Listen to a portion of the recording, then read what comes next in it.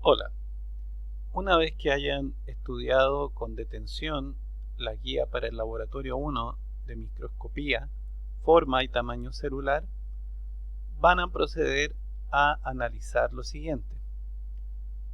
Una de las cosas que vamos a hacer en el laboratorio es colocar un trozo de papel milimetrado sobre un portaobjetos y en este papel milimetrado vamos a trazar un punto en su interior. Entonces, ese trozo de papel milimetrado le vamos a echar una gotita de agua y lo vamos a cubrir con un cubre objeto. Y lo vamos a observar con distintos aumentos. Para eso vamos a ocupar primero enfocar con el aumento de 4 por, luego con el aumento de 10 por y finalmente con el aumento de 40 por. Recordemos que ese es el aumento del lente objetivo. Y para tener el aumento total, estos son los lentes objetivos, y para tener el aumento total vamos a multiplicarlo por el aumento del lente ocular, que es 10 por. Por esa razón, estas imágenes corresponden a lo que vamos a observar con 40 por, con 100 por y con 400 por. Si nosotros observamos a simple vista el papel milimetrado con el punto, vamos a ver el punto como una estructura homogénea. Y cada uno de estos cuadraditos, ¿no es cierto? Cada uno de los lados de estos cuadraditos va a corresponder a 1 milímetro. Cuando yo veo mi muestra con el menor aumento, que sería 40 por, lo que voy a observar primero es que el diámetro del campo observado, entendiendo que el campo observado es este círculo en que yo observo la imagen, el diámetro del campo observado sería aproximadamente de unos 3 milímetros o 4 milímetros, 3 a 4 milímetros, ¿no es cierto? Y ahora ese puntito que se había trazado se ve granular, tiene un aspecto granular, ya no se ve tan continuo. Cuando pasamos al siguiente aumento, y cuando vemos con aumento total de 100 por, vemos ahora que ya no estamos viendo varios cuadrados, sino que vemos prácticamente uno y una parte de otro.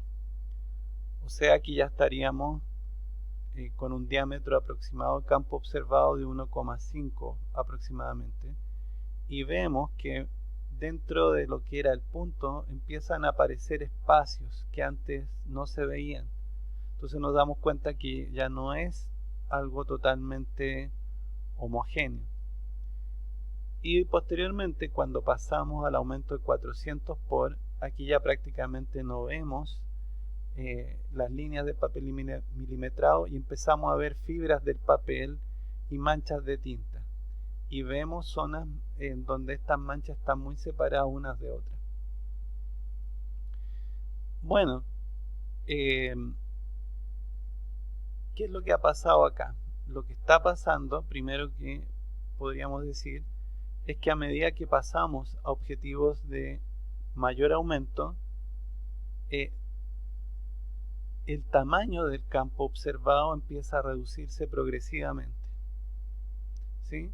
Me refiero a que antes veíamos prácticamente 4 de estos cuadrados del papel milimetrado y aquí vemos como 1,5 al pasar al siguiente aumento.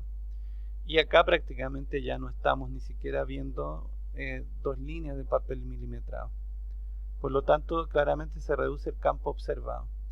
Y el hecho de que podamos ahora observar que empiezan a aparecer estos espacios y que estos espacios se vean cada vez más separados, significa que lo que estamos aumentando es lo que se llama el poder de resolución.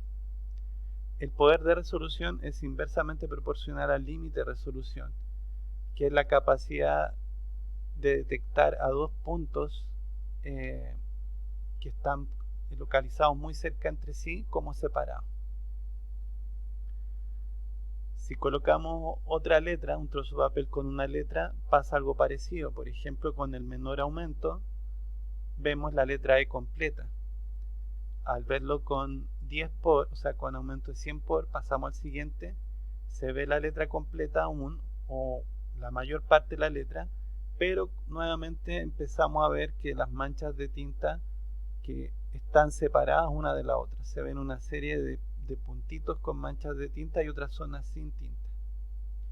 Y cuando pasamos al de 400 por ya no es posible ver la letra completa, vemos una parte y claramente vemos separaciones entre una mancha de tinta y otra, lo que nos refuerza claramente la idea de que el campo observado se va reduciendo y el poder de resolución va en aumento. Bueno, acá vemos entonces por separado cómo se veía la letra E, en este caso en un trozo de papel, y aquí vemos lo que pasó con el papel milimetrado. Como les decía, con el menor aumento vemos prácticamente aquí 4 cuadrados en el diámetro, o sea, unos 4 milímetros. Después pasamos a lo que podría ser aproximadamente 1 milímetro y algo más, 1 milímetro, 3, 4 tal vez. Y aquí ya prácticamente se ve una línea del papel milimetrado y no vemos dónde está la otra. Entonces, con el papel milimetrado queda súper claro que el campo observado se reduce.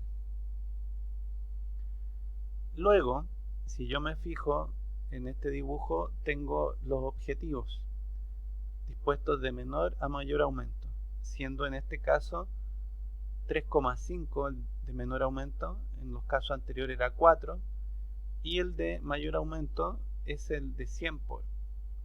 Es importante tener presente que el de 100 por se usa solamente con aceite de inmersión. Estos tres primeros, el 3 por, el 10 por y el 40 por, no requieren de aceite de inmersión. Lo que yo me doy cuenta es que mientras mayor sea el aumento del objetivo, más largo es el lente. Y si ustedes se fijan, o mejor dicho, lo que va a pasar es que el lente cada vez está más cerca de la muestra. Eso mejor dicho. Al estar más cerca de la muestra del lente, significa que esta distancia entre el lente y la muestra se va reduciendo, y esa distancia se llama la distancia de trabajo. Entonces, la distancia de trabajo se reduce a medida que pasamos objetivos de mayor aumento. Esto es relevante por muchísimas razones. Una de ellas nos ayuda a entender por qué cuando yo coloco la muestra en el microscopio es necesario fijarme que haya comenzado enfocando con el objetivo de menor aumento. Porque de ese modo yo tengo la mayor distancia de trabajo y la posibilidad de que este objetivo toque la muestra cuando yo enfoco es mínima. En cambio, si estaba trabajando con objetivos de mayor aumento, como la distancia de trabajo es menor, y yo trato de enfocar, me va a costar más y es más probable que pueda hacer tocar la muestra con el lente, lo cual produciría un daño tanto en el lente como en la muestra. ¿Ok? Entonces recuerden que siempre cuando coloco la muestra y también cuando la saco, debe estar puesto, enfocado el objetivo de menor aumento. Y de ahí vamos pasando en forma sucesiva a lo de mayor aumento. Ahora bien, el cono de luz que se forma cuando sale de la muestra, ¿no es cierto?, tiene un ángulo, y la mitad de ese ángulo se llama alfa. Entonces, cada, además, objetivo tiene una apertura numérica que se calcula como n por el seno de este semiángulo de apertura. Noten ustedes que el semiángulo de apertura va aumentando a medida que paso a objetivos de mayor aumento, y con ello también aumenta la apertura numérica. ¿Por qué me interesa eso? Porque la apertura numérica va a ser inversamente proporcional al límite de resolución. O sea, quiere decir que a objetivos de mayor aumento aumenta la apertura numérica, pero el límite de resolución se reduce.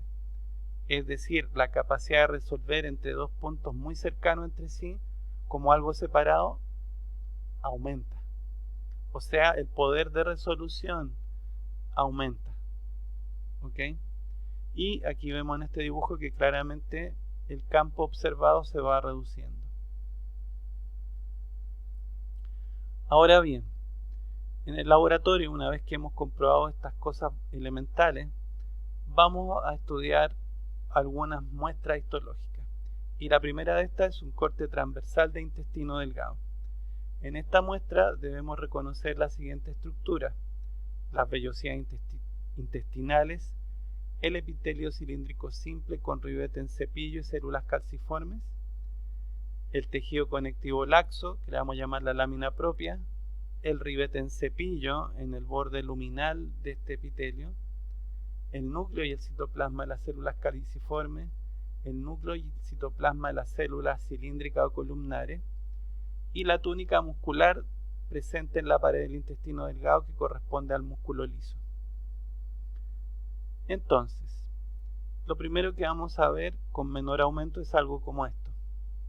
Hacia acá está el lumen, y esto que podemos apreciar acá es un pliegue de la mucosa. La mucosa tiene que ver con toda esta zona que está aquí y que se pliega de este modo, ¿no es cierto? Este es un pliegue. Y sobre los pliegues encontramos estas prolongaciones digitiformes que corresponden a las vellosidades intestinales. Entonces, repito, esas prolongaciones digitiformes son las vellosidades intestinales. Es decir, este pliegue está lleno o recubierto por vellosidades intestinales. Luego, ¿no es cierto?, acá, en esta zona que está aquí, podemos ver la zona donde va a estar el músculo liso, que cuando lo veamos con mayor aumento nos vamos a dar cuenta que tiene dos túnicas, una circular interna y una longitudinal externa. Bueno, aquí nos fuimos a la túnica muscular.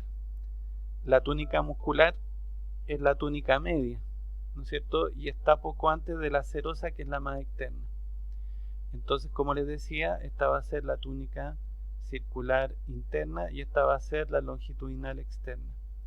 Entonces, lo que vemos aquí son estos puntitos que corresponden a los núcleos de las células del músculo liso cortados transversalmente.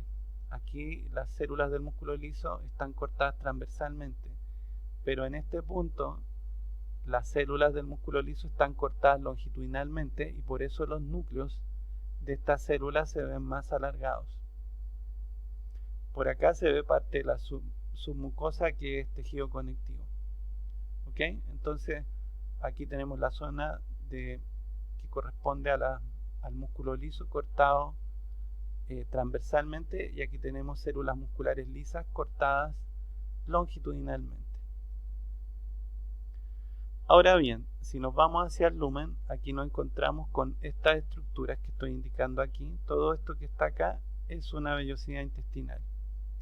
Entonces la vellosidad intestinal, lo que está aquí, todo esto que estoy recorriendo, corresponde al epitelio cilíndrico simple con ribete en cepillo y células caliciformes.